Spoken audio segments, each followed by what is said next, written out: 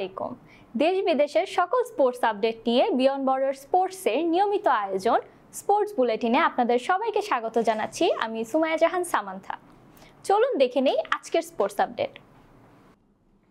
ডাম্বুলায় শ্রীলঙ্কার বিপক্ষে দ্বিতীয় টি-20 ম্যাচে শুরুতে ওপেনার হারালেও লিটন দাস ও শামীম পাটোয়ারি দুর্দান্ত ব্যাটিংয়ে চ্যালেঞ্জিং স্কোর এনে দেন বাংলাদেশ দলকে। 20 ওভারে 177 রান করে টাইগাররা। জবাবে 94 রানেই গুটিয়ে যায় লঙ্কানদের ইনিংস। এদিনে 83 রানে ম্যাচ জিতে সিরিজে সমতা আনল টাইগাররা। সাফ অনূর্ধ্ব 20 নারী চ্যাম্পিয়নশিপের দ্বিতীয় ম্যাচে নেপালের বিপক্ষে 3-2 গোলে জিতেছে বাংলাদেশ। উত্তেজনাকর এই ম্যাচে হাতাহাতিতে জড়িয়ে সরাসরি লাল কার্ড দেখে মাঠ ছাড়তে হয় বাংলাদেশের সাগরিকা ও নেপালের সিমরান রয়কে। 2-2 গোলে সমতায় থাকা ম্যাচে শেষ মুহূর্তে তৃষ্ণা রানীর গোলে জয় নিশ্চিত করে বাংলার বাঘিনীরা। হোবার্ট হারিকেন্সকে 1 রানে হারিয়ে টানা দ্বিতীয় জয় পেল রংপুর রাইডার্স। এদিন খালেদ আহমেদের দুর্দান্ত বোলিংয়ে অবিশ্বাস্যভাবে ম্যাচ জিতে পয়েন্ট টেবিলের শীর্ষে উঠে এলো রংপুর রাইডার্স। সাফল্যের মুকুটে আরও একটি পালক যোগ করলেন বাংলাদেশের যুক্তরাষ্ট্র প্রবাসী বক্সার জিনাত ফেরদৌস। পর্তুগালে ব্যাগরা ওপেন বক্সিং আন্তর্জাতিক টুর্নামেন্টে 50 কেজি ওজন শ্রেণীতে স্বর্ণপদক জিতেছেন তিনি।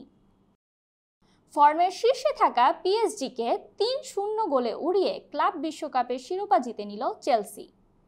মেটলাইফ স্টেডিয়ামে দুর্দান্ত পারফরম্যান্সে 2021 সালের পর আবারও বিশ্ব চ্যাম্পিয়ন হলো লন্ডনের এই ক্লাবটি। বাংলাদেশ বনাম পাকিস্তান টি-20 সিরিজের সব টিকিট এবার পাওয়া যাবে অনলাইনে। বিষয়টি নিশ্চিত করেছে বিসিবি। একজন ভক্ত তার নিবন্ধিত অ্যাকাউন্ট থেকে ডিজিটাল পেমেন্টের মাধ্যমে সর্বোচ্চ 4টি টিকিট কিনতে পারবেন। টিকিটের মূল্য নির্ধারণ করা হয়েছে 300 টাকা থেকে 3500 টাকা পর্যন্ত। তবে এই সিরিজে জুলাই যোদ্ধাদের জন্য স্টেডিয়ামে প্রবেশের জন্য লাগবে না কোনো টিকিট। শৈশবে যে ক্লাবে ফুটবলের হাতেখড়ি, ঠিক 18 বছর পর সেই রোজারিও সেন্ট্রালের হয়ে খেলতে নামলেন আর্জেন্টাইন মহাতারকা আনহেল ডি মারিয়া। বেনফিকার হয়ে ক্লাব বিশ্বকাপের পর্ব চুকিয়ে আর্জেন্টাইন ক্লাবটিতে ফিরে গেলেন তিনি। প্রাণঘাতী প্রোস্টেট ক্যান্সার থেকে মুক্তি পেয়েছেন নেদারল্যান্ডস জাতীয় দল ও বার্সেলোনার সাবেক কোচ লুই ভ্যান গাল। স্বাভাবিক জীবনে ফিরেই কোচিং পেশায় প্রত্যাবর্তন করতে চান বলে স্বদেশী এক টিভি টকশোতে গিয়ে এমন কথা বলেন তিনি।